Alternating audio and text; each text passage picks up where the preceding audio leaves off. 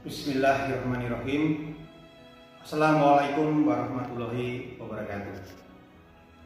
Selamat pagi, salam sejahtera untuk kita semuanya. Anak-anakku yang saya cintai dan yang saya banggakan. Yang pertama, marilah kita memanjatkan puji syukur kehadirat Tuhan Yang Maha Esa yang telah memberikan rahmat kepada kita, memberikan kesehatan pada kita semuanya.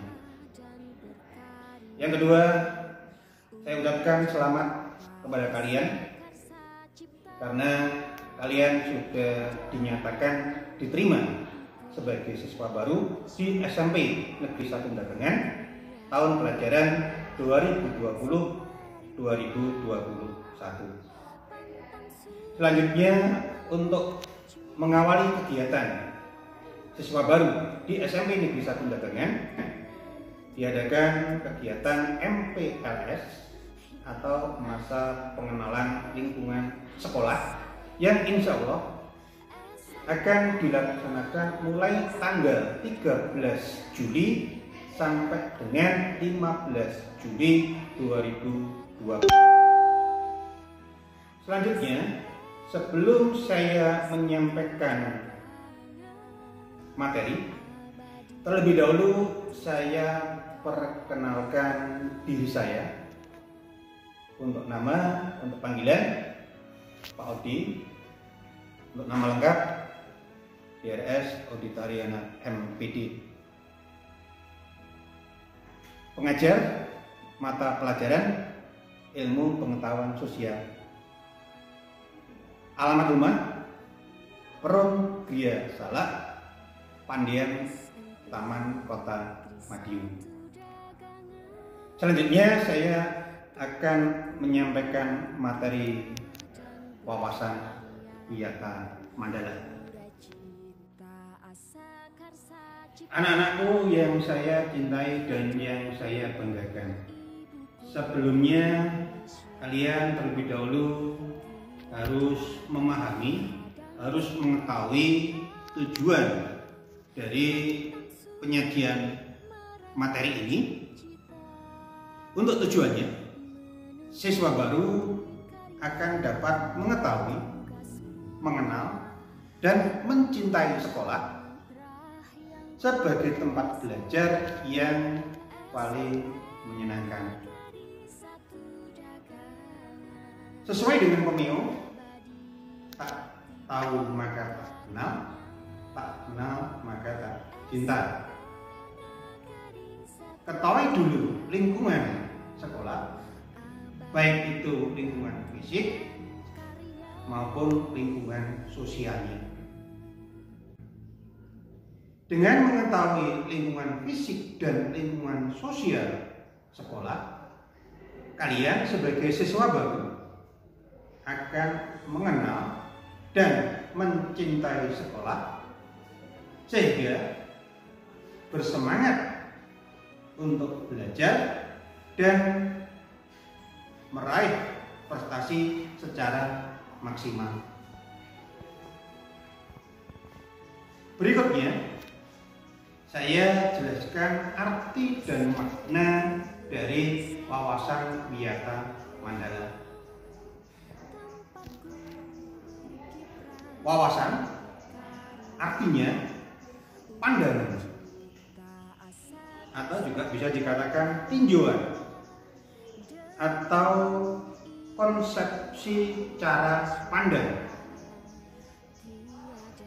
Wiyata artinya pengajaran atau pendidikan.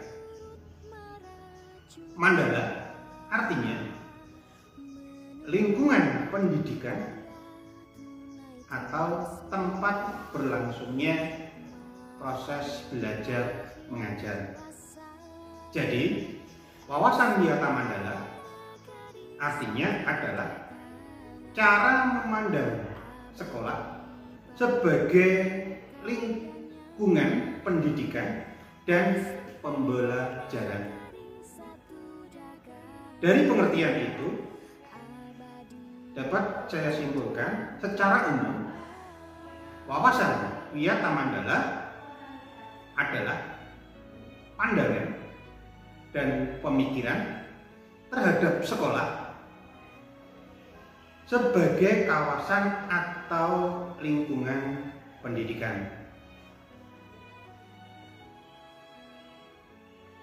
Sebagai kawasan pendidikan, suatu sekolah terdiri dari lingkungan fisik dan lingkungan sosial. Untuk lingkungan fisik, diantaranya meliputi yang pertama, ruang kelas belajar atau ruang kelas. Yang kedua, ruang perpustakaan. Ketiga, ruang lab IPA. Yang keempat, ruang BK. Yang keenam, tempat ibadah atau masjid. Yang berikutnya, halaman sekolah. Kemudian taman sekolah, kebun sekolah, dan juga termasuk pagar sekolah. Dari apa yang saya sebutkan itu tadi, dari lingkungan fisik yang saya sebutkan, termasuk dalam istilahnya yaitu bisa dikatakan sebagai fasilitas sekolah. Dan fasilitas sekolah itu perlu diketahui dan perlu dikenal dengan baik oleh siswa, oleh kalian sebagai siswa. Apa fungsi dari lab IPA, apa fungsi dari ruang BP, apa fungsi daripada perpustakaan, itu perlu kalian ketahui. Tidak hanya itu saja, kalian juga harus mengetahui unit-unit pelayanan dari fasilitas-fasilitas di atas yang sering kalian gunakan, yang sering kalian manfaatkan dengan baik, itu yang mana. Kemudian berikutnya adalah lingkungan sosial. Untuk lingkungan sosial itu diantaranya contohnya adalah yang pertama adalah kepala sekolah. Kemudian yang kedua, dewan guru yang di dalamnya yaitu bapak dan ibu-ibu guru. Yang ketiga, pegawai administrasi atau tata usaha. Yang keempat, penjaga sekolah. Kemudian yang kelima, operator sekolah, dan lain-lain. Siswa baru perlu mengenal lingkungan sosial dari sekolahnya. Dari apa yang saya jelaskan dari awal, itu merupakan uraian dari lingkungan sekolah sebagai kawasan pendidikan.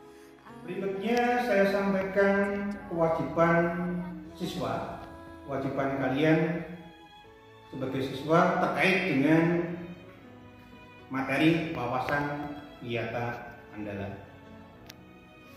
Kewajiban kalian yang pertama, menjaga dan mewujudkan semua fasilitas sekolah dengan baik.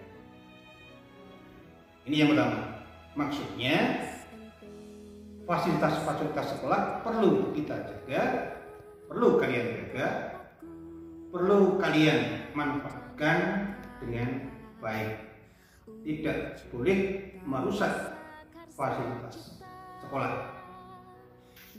Yang kedua, kewajiban sebagai seorang siswa adalah menghormati guru dan semua personil yang ada di sekolah, termasuk menghormati kepala sekolah, menghormati petugas tata usaha atau petugas administrasi, menghormati penjaga sekolah, dan lain-lain. Kewajiban yang ketiga, mentaati peraturan dan disiplin sekolah atau mentaati tata tertib sekolah. Kalian sebagai siswa tentunya harus taat pada tata tertib yang ada di sekolah. Dengan mentaati tata tertib yang ada di sekolah, tentunya akan bisa menjadi siswa yang baik. Yang keempat, kewajiban kalian sebagai siswa terkait dengan wawasan Wiyata Mandala adalah menjunjung nama baik sekolah. Maksud dari menjunjung nama baik sekolah ini, maksudnya adalah kalian bisa membawa nama sekolah ke tingkat baik itu tingkat kabupaten, tingkat provinsi maupun tingkat nasional. Sebagai contoh, mungkin misalkan kalian ikut lomba kemudian menang di tingkat provinsi atau menang di tingkat nasional. Dengan itu, ini berarti kalian termasuk menjunjung tinggi nama sekolah. Kemudian kewajiban yang kelima, giat dan tekun belajar untuk meraih prestasi. Karena kalian sebagai siswa, tentunya sebagai siswa perlu untuk giat belajar, perlu untuk tekun belajar. Dengan tekun belajar, dengan giat belajar, tentunya kalian akan dapat meraih prestasi yang lebih baik. Kemudian untuk yang keenam, kewajiban kalian sebagai siswa adalah bersikap dan bertingkah laku sebagai siswa yang baik itu di lingkungan sekolah maupun di luar sekolah. Apabila kalian sebagai siswa bisa melaksanakan kewajiban seperti yang saya jelaskan di atas, akan tercipta sekolah yang nyaman, sekolah yang menyenangkan, dan akhirnya prestasi belajar akan bisa diwujudkan secara optimal. Anak-anakku yang saya cintai dan yang saya banggakan, demikian tadi penyajian materi wawasan Wiyata Mandala yang telah kalian ikuti. Mudah-mudahan bisa bermanfaat untuk kalian semuanya. Dan untuk selanjutnya kalian bisa mengikuti kegiatan MPLS berikutnya. Saya kira cukup sekian saja yang saya sampaikan. Ada kurang lebihnya mohon maaf. Saya akhiri, wabillahi taufiq wal hidayah. Wassalamualaikum warahmatullahi wabarakatuh.